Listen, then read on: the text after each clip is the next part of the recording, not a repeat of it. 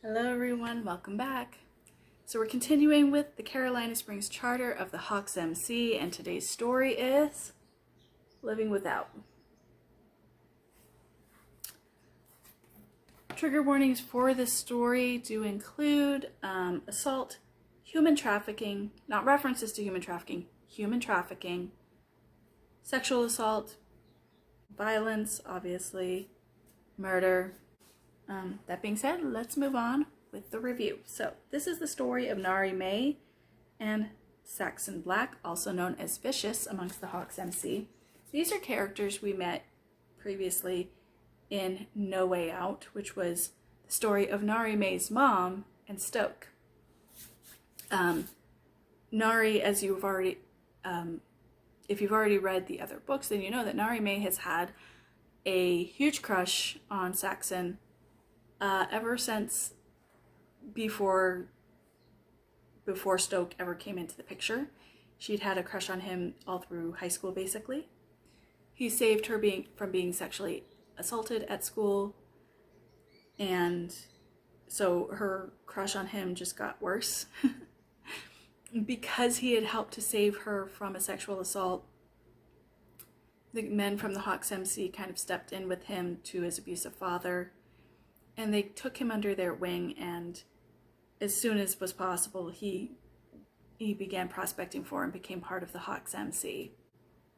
Saxon has always had feelings for Nary, but due to things that happened between he and his parents, he never felt good enough for her, and he also had a little bit of a worry about a scar that he has on his body, that it would be repulsive to her. So he always pushed her away, thinking she deserved somebody better than him. And she had ended up dating another man who Vicious managed to find out was part of a rival MC that they do not get along with at this time with, and use that to break them up. And then she ends up being taken. She is taken by human traffickers, and the Hawks MC has to band together to get her back. That's about as much of the story as I'm going to give. Well, there's one other part I'm going to give. There was another woman who was being held the same time and place that Nary was, and they became close. And when the Hawks MC came to get Nary, there was an American biker who was there helping them out, which has a whole other story to itself, but he is there to help them out. And he develops an attachment with the other woman that was being held along with Nary. So there's two romances going on in this story. However, the focus obviously is going to be Nary and Vicious.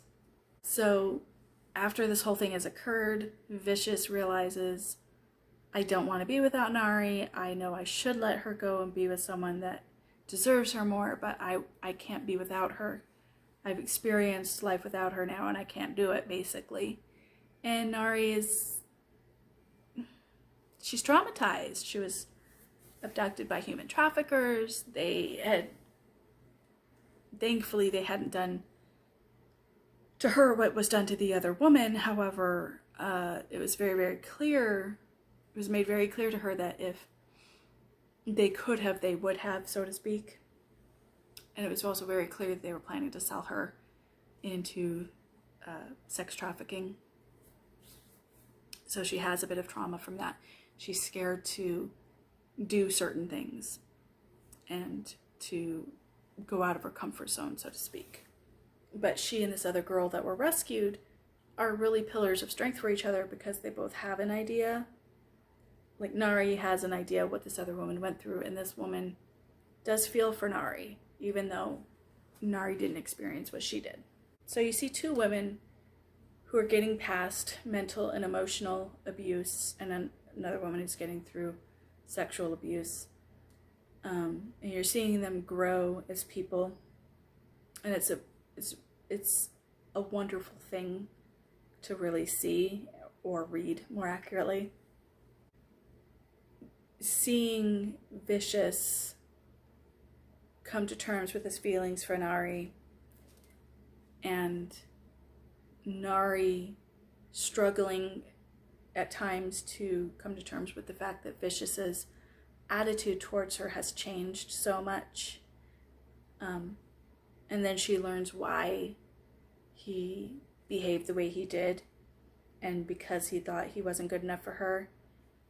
And she's able to forgive him, which speaks a lot to her. So it's a very difficult one to give you a synopsis on, because there is a lot intertwined that would give too much spoilers away. That is something that will happen a lot when you start getting into series. When I start reviewing some series, because you have so much backstory, it can make it very difficult to give an adequate synopsis without spoiling too much. So please don't hold that against the story. But basically the story is a healing story. It's Nary and this other woman healing from their abduction, healing from what was done to them. Vicious healing from his negative viewpoints of himself and being willing to put his heart on the line for Nary. Nary healing from many rejections from Vicious in the past, and realizing that it wasn't her that he was rejecting, it was his own happiness he was rejecting. He didn't think he deserved it. It does speak well of each of the characters that it speaks well of Nary that she's able to move forward with Vicious after some of the things he had done in the past, which weren't terribly dickish things to do as compared to some things that we've seen in other stories, but we're still pretty dickish. And then it speaks to Vicious's nature that here it is, he's wanted Nary for as long as she's wanted him. He didn't think he deserved her, so he's willing to give up his own happiness so that she could have what he thought she deserved. So you feel for both of the characters. You want to see them happy. You want to see them grow and move forward, which they do. And the same thing with the other romance. Again, you don't have the same backstory on the other two characters, so it's not as in-depth, but there is the romance between this other woman and the American biker, which, by the way, even if you don't like to listen to audibles, get the audible for this one, just for when the American biker comes into play, because Paul Kastiri, who does the male voice, it's the same two vocal actors for all of the books, by the way, but Paul Kastiri does a pretty good job of pulling off an American accent. There's a couple spots where you're like, is that really what we sound like to Australians? But it's kind of interesting if you want to get an idea of how an American sounds to an Australian, just as like a little fun side note, you know? So, but overall, I'd say it's a good story. There's a lot of intensity in it, like emotional intensity, psychological intensity. I'd give this one a good 4.7 out of 5 stars.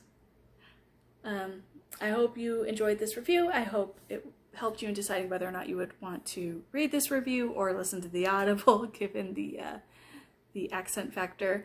I look forward to seeing you all at the next review. You have a great day. Take care. Bye-bye.